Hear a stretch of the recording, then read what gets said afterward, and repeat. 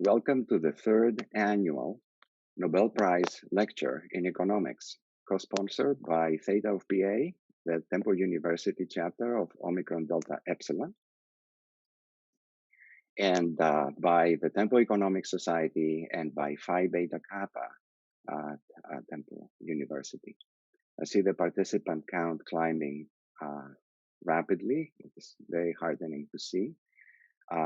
Before even more people appear, I am going to I'll just explain for those just arriving again what is going to happen.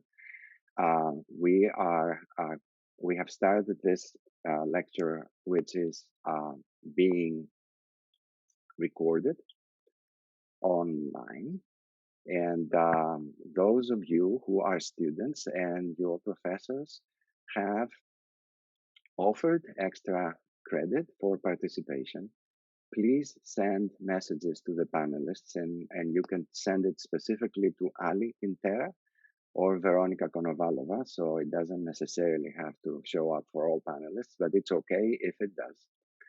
So send via the chat that you are there, and this is going to be recorded, and you will receive your extra credit. At the end of the talk, there will be a code that students from the Fox School can, I guess, photograph with their phone to get the FRDL credit. So I see the messages coming in. That is fine. 130 attendees at the moment. So maybe it is time to have to start presenting the individuals, the representatives of the co-sponsoring organizations. So first of all, we have from Phi Beta Kappa, Chris Wolfgang, who is going to tell you a few things about Phi Beta Kappa and the advantages of joining. Meanwhile, let me share the appropriate screen. Oops. Yes. Great. Good afternoon, everyone. My name is Chris Wolfgang. I am the secretary of Temple's chapter of Phi Beta Kappa. In case you're not familiar, Phi Beta Kappa is the oldest and we believe the most prestigious honor society for the liberal arts and sciences in the country. We have been fortunate at Temple to have a chapter since 1974. That's a Road chapter of Pennsylvania. So I'm here as secretary of the Road chapter of Pennsylvania to welcome you. We have been thrilled in Phi Beta Kappa as advocates for the liberal arts and sciences to support events just like this one. Once a year, I'm going to put a plug in for a program we have in the spring. Once a year, we also bring in a visiting scholar through the Phi Beta Kappa Visiting Scholars Program. In the spring, I think many of you will be interested in hearing Dr. Joseph Aldi. He's coming March 18th and 19th. He is a Harvard economist and professor of the practice of public policy at the Kennedy School at Harvard. His research focuses on climate change policy, energy policy, regulatory policy. I think many of you who are attending this lecture would certainly be interested in that as well. I see 146 participants right now, which is amazing and a credit to all of you on a Friday afternoon and a credit to the economics department. If any students are interested in learning more about Phi Beta Kappa, I posted on this slide our eligibility requirements. So you see that for graduating seniors, a GPA of at least 3.8 for liberal arts majors and 3.74 for those in the College of Science and Technology is required for eligibility.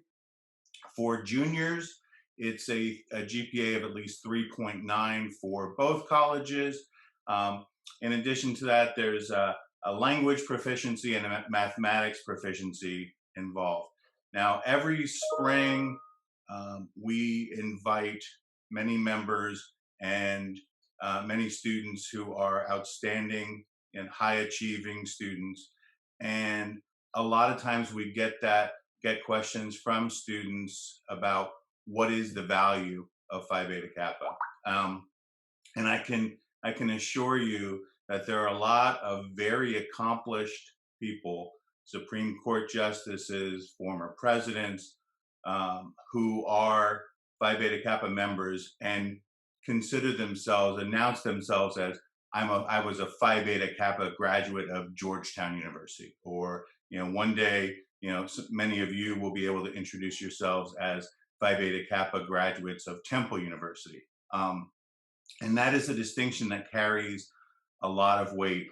I have posted my email address there, and so if anyone has any questions and would like any more information about Phi Beta Kappa, please feel free to email me at chris.wolfgang@temple.edu. It's pretty straightforward. And thank you so much for having us at this event. We're very thrilled to be part of it. Thank you. Thank you, Chris, for this nice and concise introduction of Phi Beta Kappa. It's time to introduce, actually, I think I didn't introduce myself. I did it also last year when I started the second annual Nobel lecture, but at least Zoom is showing my name. I'm Dimitrios Diamantaras. I'm an associate professor in the economics department, and it so happens that I am the ODE chapter faculty advisor at Temple. And this year, the award was given for auction theory, of which I know something, so I'm the one giving the lecture. But I don't want to be spending too much time. I want next to introduce you to the current officers of Theta of PA, which is the Omicron Delta Epsilon chapter at Temple University, President Samar Salha, Vice President Justin Payne, and Secretary Ali Tintera. So at this point, I will present or share rather the screen with a slide with the slide for Omicron Delta Epsilon, and Samara, take it over for a minute or two. Thank you, Dr. Dimantaras.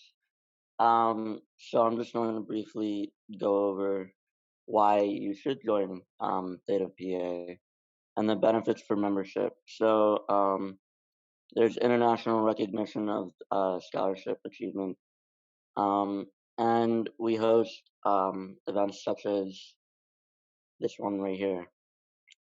You have the chance to attend 30 sponsored meetings, which are going to be directed towards debates and events once a month or so. So there are the requirements for membership for undergraduates, which you have to have a strong interest in economics, completion of 12 hours in economic courses, and a cumulative GPA of 3.0 at least. For graduate memberships, full-time coursework, and a 3.0 GPA. So I will now introduce the president of Temple Economic Society, Amanda Olson.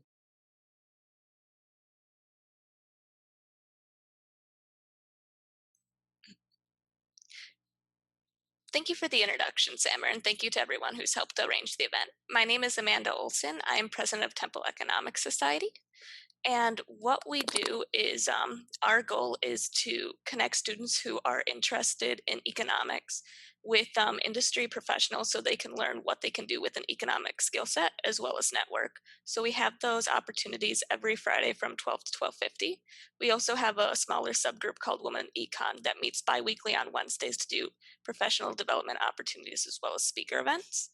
We have a networking event coming up in November, and we also offer Excel, Ars Data, and general econ tutoring by appointment. Let's see, speakers we've had so far have been the US Department of Commerce, Moody's Analytics, as well as Temple's Neuroeconomics Lab. And next week we're having TD Bank, so anyone is welcome to join. And feel free to reach out at econclub@temple.edu if you want to get involved. Thank you. Thank you, Amanda. So I think at this point, it is time for the actual Nobel lecture. And so I will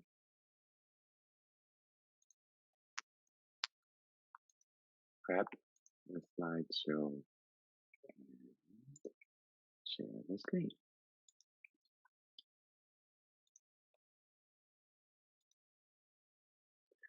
Okay, so this year, the Swedish Academy of Sciences decided to award the Nobel Prize in Economics, which is, as you know, the Sveriges Riksbank Prize in Economic Sciences in honor of Alfred Nobel. I'm sure my Swedish wasn't particularly accurate. It means the Bank of Sweden's prize. So Paul Milgrom and Robert B. Wilson are the winners. I'll tell you a little bit about them in a minute. But first, what is the story with auctions? Well, of course, as you know, allocating goods and services is at the very heart of economics. We have scarcity. We can't have everything we want, if only, right? But we can't. So allocating goods and services, allocating desirable things is at the heart of economics. We wouldn't have economics without the need for allocation. Game theory, first recognized in 1994 at the Nobel Prize for Economics, gave us the tools to start seriously analyzing allocation under asymmetric information, where you and I are participating in some sort of exchange, and and we have different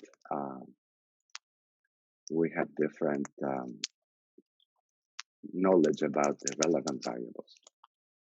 John Nash, of course, John Nash and Reinhard Selten were two of the co-winners that year. John Hassani, the third one, is the one who gave us something called Bayesian games. I won't get into that much, but that is the main tool that actually allows you to analyze interactions with asymmetric information. Out of that came a field in economics called mechanism design theory, where you design rules for a game. So when the game is played, then desirable outcomes arise from the self-interested actions of participants in the game. Leonid Hurwitz, Eric Maskin, and Roger Myerson shared this prize in 2007.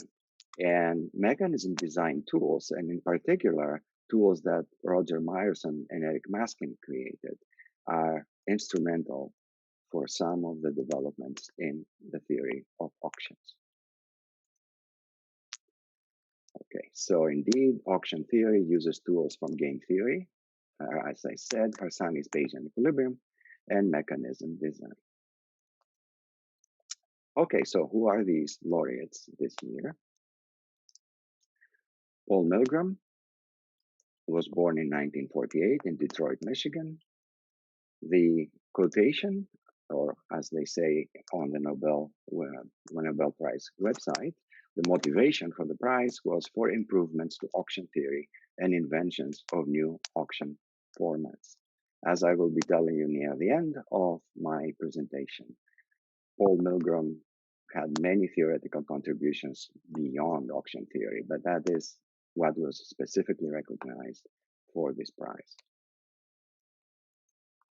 Robert B. Wilson, born 1937 in Geneva, Nebraska, was actually the doctoral advisor of Paul Milgrom, so how appropriate. And you may have seen the video that went around on October 12th of Robert Wilson, who lives across the street from Paul Milgrom, both of them affiliated with Stanford University. So you may have seen the video. If not, find it. It's very cute. Robert Wilson is coming at 2 a.m. in the morning to knock on Paul Milgram's door to say, "Hey, you got to answer your phone. We won the Nobel Prize today." So they're friends. It was nice to see this old advisor-advisee pair getting prizes. Wilson, by the way, has had two other doctoral advisees of him who won the Nobel Prize, doing pretty well on that score, isn't he? Okay, so let me tell you a little bit about this thing called auctions. They are a fairly ancient invention of human beings. This is a painting of the Babylonian marriage market by Edwin Long.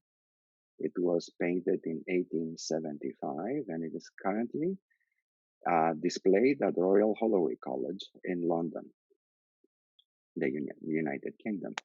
The information that he is depicting comes from the Greek historian Herodotus, as you probably are familiar with the name, who specifically mentioned around 2,500 years ago that there were such things as Babylonian marriage markets and they were conducted as auctions.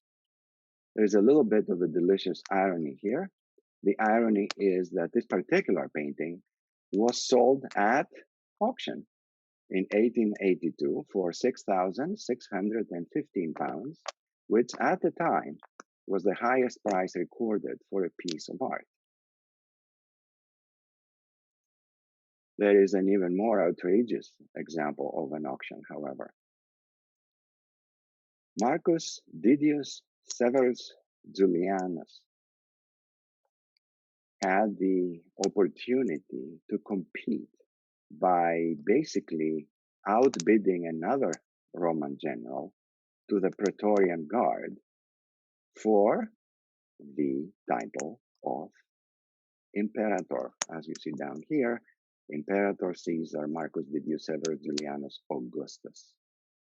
So he was proclaimed by the Praetorian Guard emperor, but lots and lots of people in the Roman Senate were very offended by this whole process. And furthermore, another Roman general coming in from another region arrived to Rome the next day, killed Julianus, and became emperor.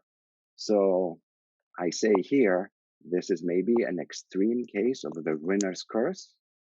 Okay, the full extent of this joke will become, such as it is, not particularly hilarious, I know, but the full extent of it will become apparent when I discuss auctions in some more detail. So those are some historical examples, fairly spectacular in my opinion, and kind of unusual, especially auctioning an entire empire. But what about the role of auctions in economic activity today? Well, there is plenty of commodities that are sold at auction. I have here some pictures. There's regular fish auctions in various places in the world. There is, I think it's called the Tsukiji auction in Tokyo, Japan. I found a picture from the Honolulu fish auction. The Aalsmeer flower auction is famous from the Netherlands. If you wake up early enough, and on the one occasion that we were actually, my wife and I, visiting the Netherlands, we just couldn't bring ourselves to get up at 3 a.m. to go at the start of the auction and see how it goes. But, big bunches of flowers are sold at that auction and then immediately shipped worldwide. There are big timber auctions. I found this picture of a timber auction lot from Slovenia. And rough diamonds are often auctioned off. But there is way more than that. And in terms of the amounts or the number of dollars changing hands, these auctions that you see mentioned here are more important. We have auctions for financial securities like treasury bonds, shares in the stock market, and so on. the rights to minerals, the rights to drill for petroleum, the rights to use certain frequencies in the electromagnetic spectrum. That particularly exploded in the 1990s, as I'll be telling you in a few minutes. And we're talking about trillions of dollars changing hands every year in such auctions. So this is not a small thing. So, yep, we have auctions of financial instruments, the rights to mine for, in this case, gold in Australia on the top right. Who doesn't know what this picture on the bottom left represents? And then we have a badly disguised as a tree cell phone tower to remind us about the auctions that the FCC runs for the spectrum. And who hasn't bid on something or sold something on eBay? Lots of people have. And search engine auctions also happen all the time. Every time you conduct a search, like on your favorite search engine, be it Bing or Google or whatever, two things are happening. The servers of your search engine provider immediately start looking for the answer to your query, as you would expect them to do. But at the same time, they conduct an auction from pre-placed bids from companies that want their ads to show in the results of a particular query. So at the same time that you are getting, within a split second, you're getting the results of your query, they get to pay and then display their ads to you. And then, of course, very similar things happen for social media ads that you see. So let's get a little more into the nitty-gritty of what auction theory has become in the hands of such contributors as Milgram and Wilson. First of all, especially if a class on monopoly is fresh in your head from your principles class, you might say, well, all right, so we have an item, or maybe multiple items, but there's one seller. There's an item. It's to be sold by the seller. So we have a monopoly. Oh, I know.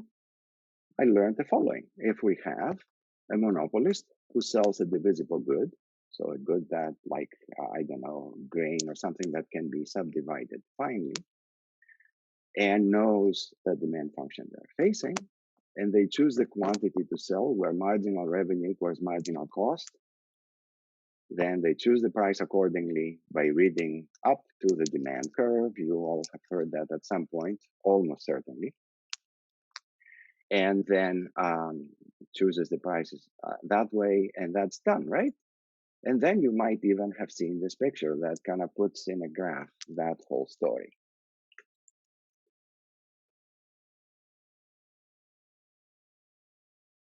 But I say bzz to that. Doesn't apply. This model is inappropriate for a unique item. If I'm going to auction off a famous piece of art, auctioning off 0.75% of it is not really a thing. You either want a piece of art or you don't want it. It's not divisible. Furthermore, what about the assumption that the seller knows the willingness to pay of the bidders, in which case the demand key here, where is that demand? First of all, it shouldn't be a continuous line. And secondly, you don't know it if you are the seller. So you need to do something else. And here's where auctions come in. So a little bit more about the actual nitty-gritty. The willingness to pay of bidders is what we're going to be calling the value to a bidder of an item. But it's not only the willingness to pay which will influence their behavior, but so it's a perceived willingness to pay. And it might be influenced, as we will see, by various factors. But in any case, let's start with selling a unique item. Demand comes from a set of bidders. Each bidder has a value. They know what the value is. Others don't. The value is the amount up to which they are willing to pay, each bidder. And then you use some sort of auction to find it out. So, some terms. I see a Q&A has popped up. Hopefully, people can wait for the answers to their questions that they have, unless it's an urgent clarification question until the end of the talk. I should have said that earlier. So please alert me, Ali, if that is something that I need to respond to right now. Okay. So some terminology we will need. Theta, a Greek letter, I'm happy, is a list of bidders' private signals on how much they like the item. And there's bidders named in very imaginative fashion by assigning numbers to them, 1, 2, ... B. By the way, that's why I'm wearing my numbers tie. So those are the signals, the private signals the bidders have about how valuable the item will be to them. But there may be other signals, the betas, which are common to all bidders on the value of the item. So for example, if we're talking about painting, then your private signal might be, hey, I like it and I like it this much. I'm willing to part with X dollars. Okay, good.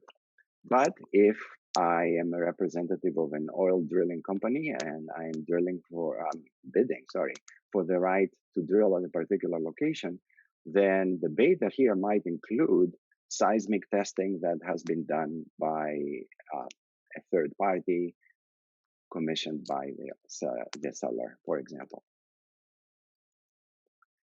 So more about the values then. Basically, the vector of the thetas, the list of the thetas, the private values, and the public signals about the value of the item all go in some function that tells the bidder how much the item is valued. It could be as simple as, I'm looking at this painting, it's worth $100 to me. I don't care about betas. There is no other public information. I'm gonna part with $100 at most. All right, then my function is very simple, right? It equals the signal that tells me I value this at $100. But if I am a sophisticated, well-paid, at least, I don't know about sophisticated, but well-paid representative of a major cell phone provider, for example, bidding for spectrum, then I probably have a much more complicated understanding of what this function means for the profitability of my company, depending on various signals that come in. So that's pretty general. The very beginnings of the theory of auction came with William Vickrey. I have a slide about him in a minute.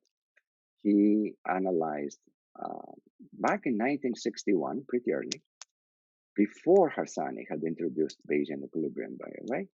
He introduced an analysis that was kind of path-breaking at the time of 4 kinds of auctions, which are done commonly up to this day. The Dutch auction is where you start with a very high price, typically displayed on some computer screen, and the bidders have in front of them a button, more or less like Jeopardy, I guess. And when the price comes down to something that one of them is willing to bid for, they buzz in, that's it, they're the winner of the auction. And we never learn what the others would have bid. The highest bid is the first bid, and that person wins the item at the price they buzzed in for. There's also the English auction, which goes the other way. Oh, by the way, I should have said, in the Dutch auction, the bidders are all in some room, so they're seeing what's going on. The same with the English auction. You start, however, with a very low price rather than a very high price, and you gradually increase it until one bidder only is actively bidding. Then the auction ends, usually after the auctioneer pleading, do I have another bid? Do I have a higher bid? But if there isn't, then the auction ends. The person who was the last active bidder gets the item, pays that price, and that's that. And there are also variations of the auction that are happening in secret, the sealed bid auctions. The first price sealed bid auction is not happening in a room with all the bidders present. Instead, the bidders submit their bid secretly, and the highest bidder wins the item and pays the submitted bid. Whereas the second price sealed bid auction, which was Vickery's big thing, big innovation, was to analyze this. The bidders submit the bids secretly, and the highest bidder wins the item and pays the second highest bid. So Vickery, who was awarded the Economics Nobel Prize in 1996, precisely 3 days before he died. I think it was a heart attack. It was very sad, but it was well recognized, his lifetime's work. And part of the reason he got the prize was his work on the second price auction. What did he show in 61? He showed something quite surprising. All of these formats, all these four, yield the same expected revenue for the seller. So this is called the revenue equivalence theorem. And he also showed that they allocate the object to the bidder with the highest value, which leads to an efficient allocation of resources. He did make very strong assumptions. He assumed that there are no common signals. Each bidder gets a private signal on their value, and those are also uncorrelated with each other.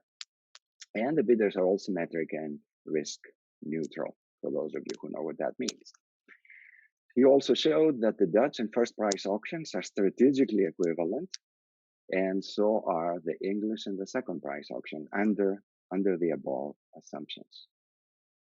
In particular, for example, you can get the logic of this easily in the Dutch auction, even though you're in the room with all the other participants, all the other bidders, the fact that at some point somebody bid doesn't teach you anything useful if you're any of the other bidders, because by then the auction is over. You can't use the information you may have gained by the fact that somebody was willing to pay that price.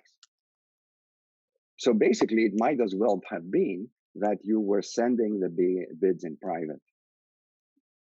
That kind of logic.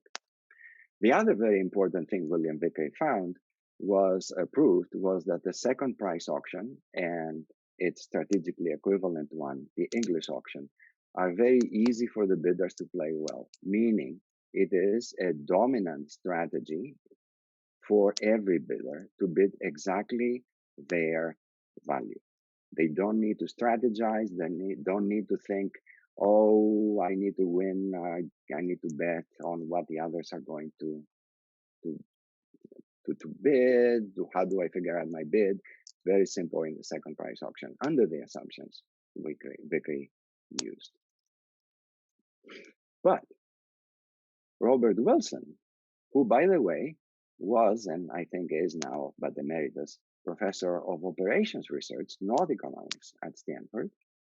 At some point back in the 60s, he consulted with oil drilling firms that were bidding for drilling rights. The situation there is different. These are the so-called common value auctions, and we call them that because it was Wilson who codified them into the kind of model I'm going to explain. For this, we have common values with one common signal that applies to all bidders, but the bidders get a private version of it with random noise added to it. So maybe not only the seller has conducted some seismic testing about the presence of oil, but maybe they also, the bidder's company also has done their own private testing. And then there we go with the winner's curse. With common values, a bidder who gets a very high signal probably got it because the random value epsilon, the random error in their signal, which is the departure from the true value beta, realizes the signal is random. So if I'm going to be the winner, that's probably because my particular random epsilon was the highest and it was positive. So I was getting a signal that the item I'm bidding for is more valuable than it truly is. So I should shade my bid down. Otherwise, I'll win it and I'll pay way too much for it, which is the winner's curse. It didn't really mean that you get executed for winning the Roman Empire at auction. This delicious and absolutely amazing illustration from the Nobel Foundation is an illustration of this. So all these cats are bidding for this nice collection of fish here. And so the estimate each one receives is shown with a gray cat. The real value is the green cat, and the mean of the estimate is the black cat. So from the law of large numbers, if there are enough cats here, you kind of know the mean estimate is going to be pretty close to the real value. And so this one is like, yes, I think it's wonderful. I got the signal of 50. I'm about to buy it, and I'm like, wait a minute. That probably means I'm going to overpay. So I better shave my bid down. That's the no with a question mark here. So Wilson figured out how to introduce common values to the theory of auctions. And now Milgram, partly in collaboration with Weber, started analyzing a general situation where private and public signals come into the value. And it allows all sorts of information externalities as well. Like, for example, your signal about the value of what I'm bidding for might actually affect how valuable it will be to me. And yet I don't actually know your signal. So this sounds impossible to analyze, but Milgram figured out a tractable way to analyze it with assumptions that were not as restrictive. In fact, they were much, much more general than Vickery's assumption. He proposed a technical assumption that is called the monotone likelihood ratio property. It's some sort of correlation. It means a higher signal means generally a higher value for the object.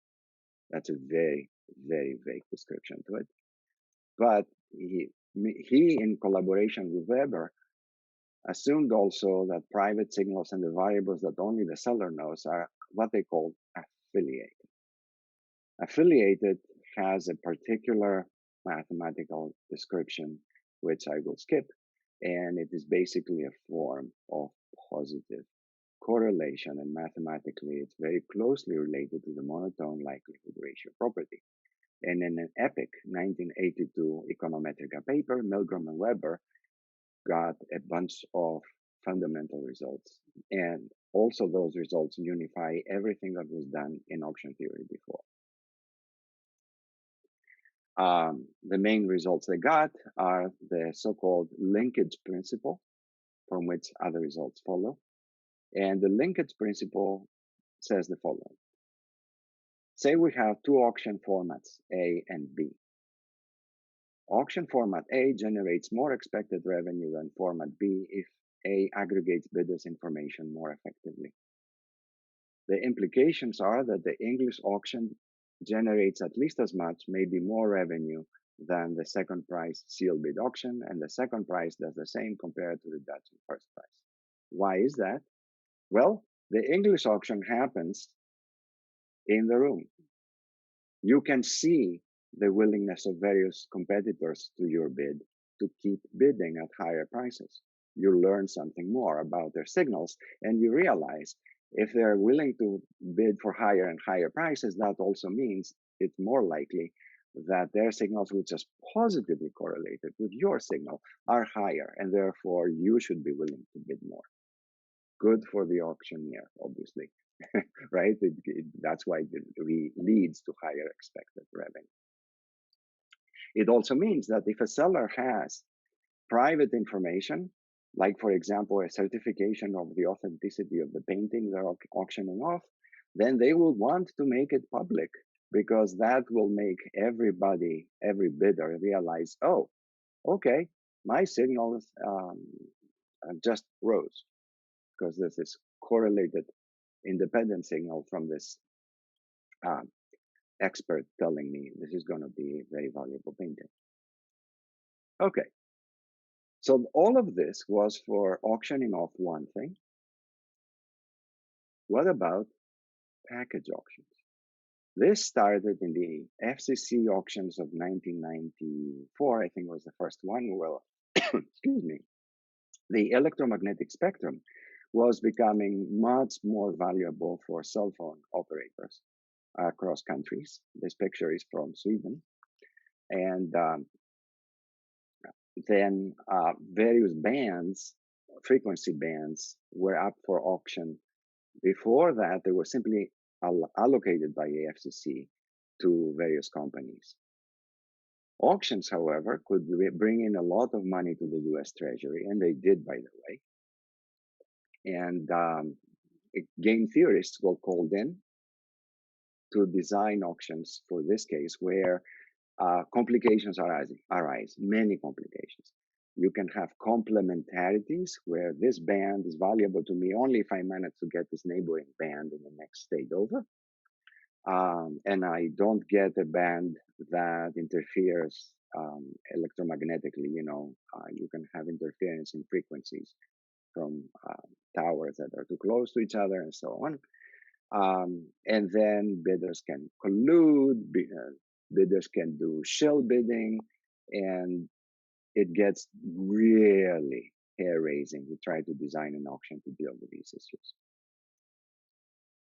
So Milgram and Wilson together and Preston McAfee separately designed or helped design the FCC auction in the 1990s. That auction and subsequent ones have raised many billions for the US Treasury, even more in the UK for the equivalent to the US Treasury.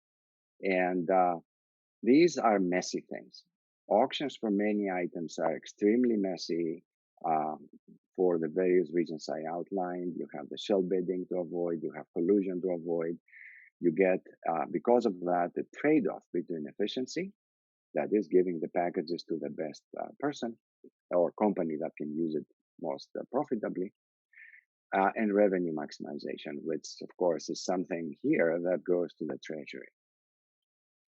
Milgram was an active consultant in other formats as auctions like that were happening again and again all over the world, and problems were found and adjustments were made. Milgram kept being an advisor for new designs, and he co-authored a design in 2012 for the so-called incentive auction, which was around the time that the FCC decided, look, TV stations, you have access to all these bands, frequency bands that you're using for television transmissions, but you are not really needing them anymore. You're transmitting via cable mostly. So how about we do an auction in which you get paid to relinquish them and cell phone operators get to pay to get packages of bands. This one was a very remarkable auction because it also needed computer scientists to resolve how to actually run the auction, because deciding who won after people entered their bids meant solving a problem with millions of constraints. There is also the impact that Milgram in particular had on other fields and Wilson. For those who know some finance, Milgram and Stokey have the famous no trade theorem. I can't say too much. I'm already running a little over time. There is the matching contribution to the theory of matching, Hatfield and Milgram. Wilson has a lot of work on public utility pricing and an entire book called Nonlinear Pricing. And for those of you who have learned some game theory, then the sequential equilibrium was co-authored, the paper was co-authored by Krebs and Wilson. So those are also those contributions were mentioned in the citation for the Nobel Prize, but they were not the main reason the prize was given. I've put together this page with links to various other resources. So I encourage you to screenshot it if you want to keep it in mind. And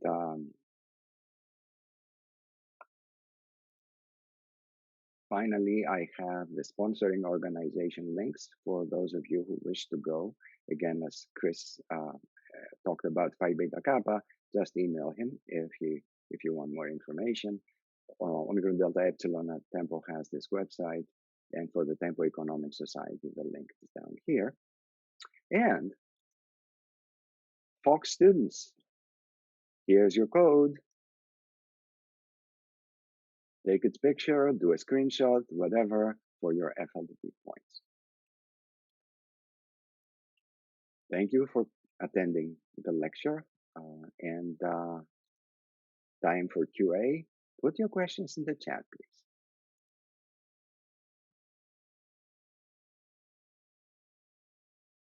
Professor, it might be good to go back to the code. It looks like some people didn't get it. Okay, 1 second.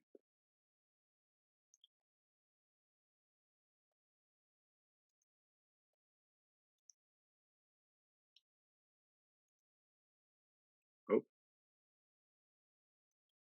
okay. Let me try again. I'm sorry, but I managed to close that window.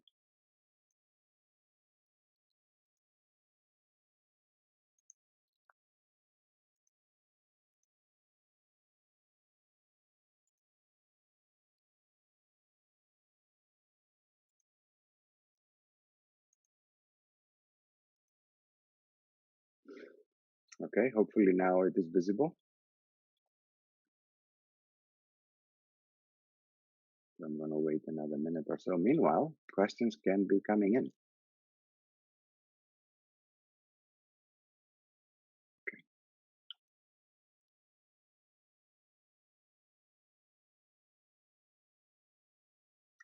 All right, so hopefully by now everybody has at least done a screenshot of it or taken its picture. And so let me see about questions.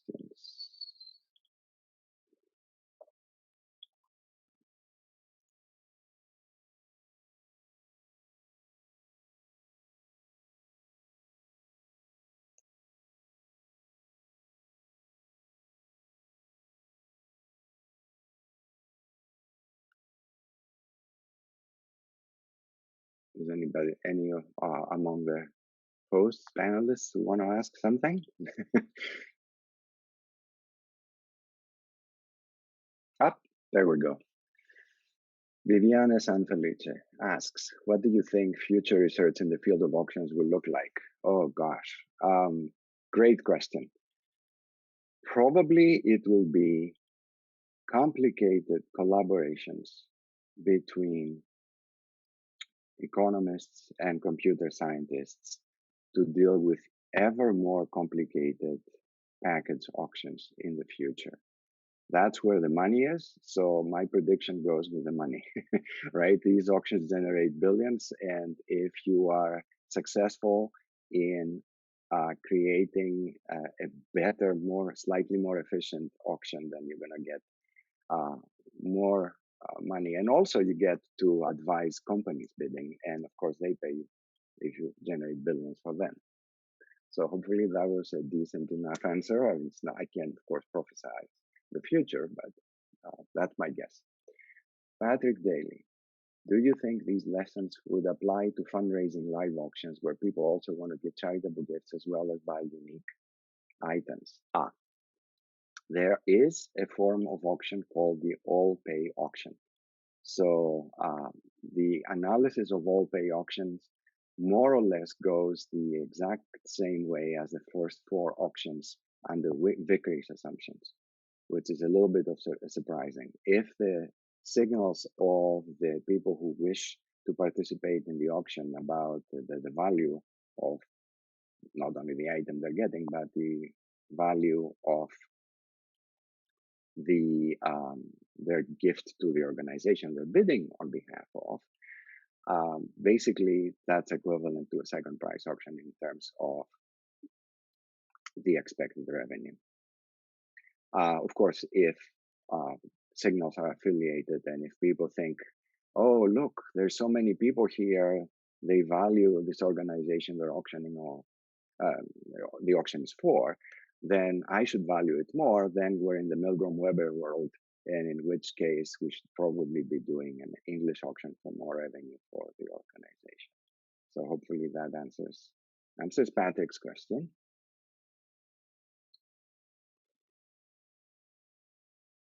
Okay.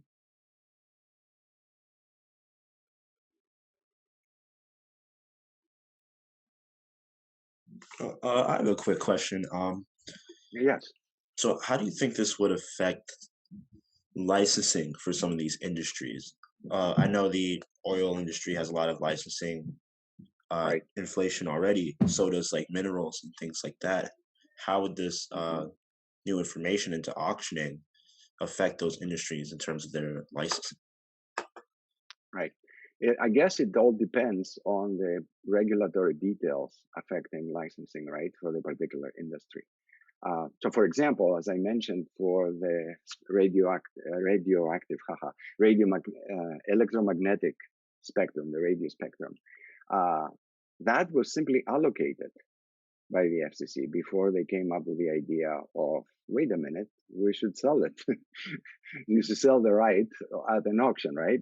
So if more things that regulators have control over uh, turn to licensing by means of auctions, then you can expect more more of this kind of activity. Now, some kinds of things are probably politically unacceptable to deal with that way, right? For example, I happen to know that to do private voice lessons in Philadelphia, you need to have a license and you need to pay the city of Philadelphia a certain amount of money every year. All right. I can't imagine the citizens sitting quietly by while the city of Philadelphia decides, oh, we'll auction off these rights. So, so it is as if in every market, right, there is a question of what's also politically acceptable. The ultimate example, of course, again, is that Julianus guy who found that it was really politically unacceptable to buy off the Roman Empire. Okay, other questions?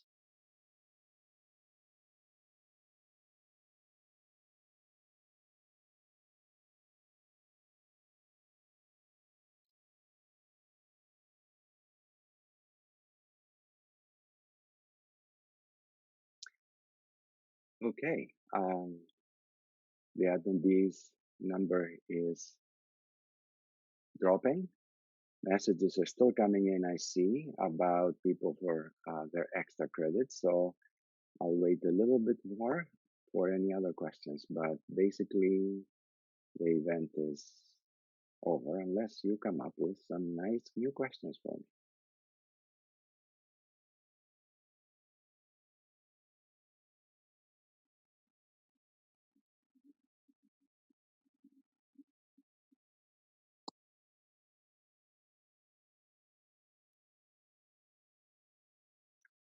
You're very welcome. The various people who very kindly are saying in the chat, thank you. You're very welcome. We have a question from Marianne. Do we? Okay. Oh, yeah. How do we know which auction format is best? And that's my wife, Dr. Marianne Mizarandino, ladies and gentlemen. Thank you, Veronica, for pointing that out.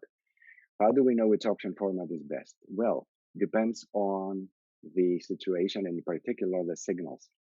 And what does it mean to say best? If we're talking about the question of raising more expected revenue, and we have common signals, affiliated signals like in Milgram and Weber, then the auction that raises more expected revenue is the English auction,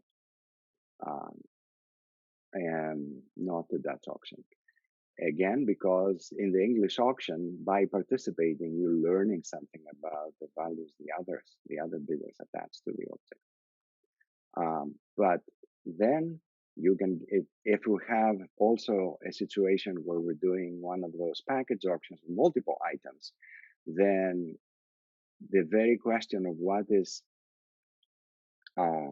good becomes loaded, because efficiency of the outcome of the auction can conflict with raising the highest expected revenue. So it's the more complicated the auction, the less easy to answer that question, which is a great question. Thank you. Okay, other questions?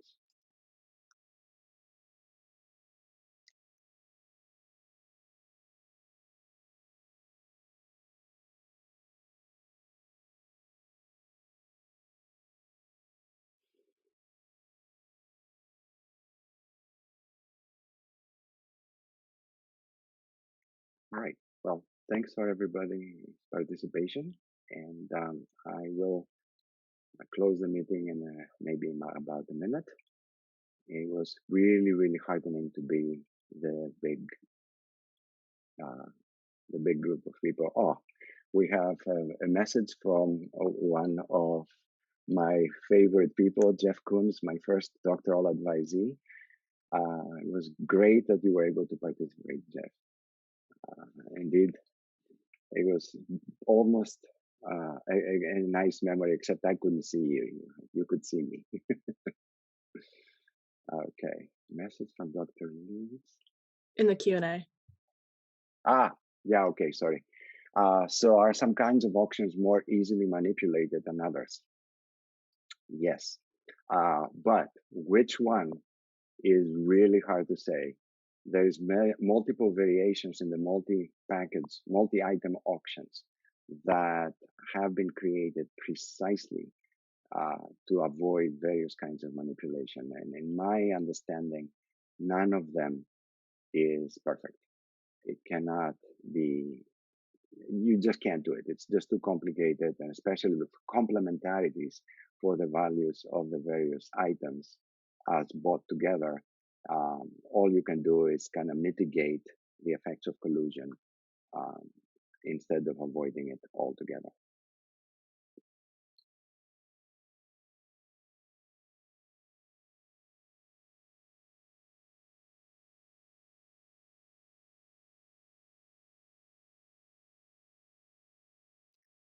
By the way, the efforts made to deal with multi-item auctions and avoid these problems to the extent possible became one of the basic building blocks of what's called market design theory, which got its recognition not too long ago with Al Roth and Lloyd Shapley getting the Nobel Prize.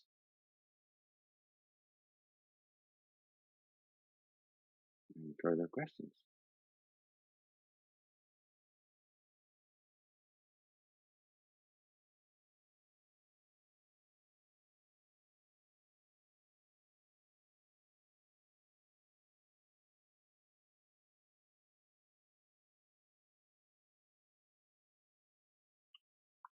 Okay.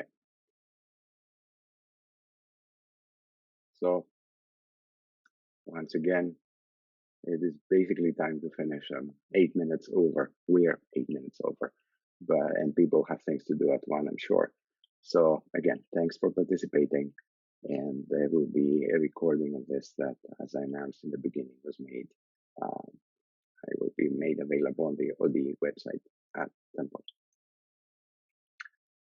And have a good afternoon, rest of your day, and a nice weekend.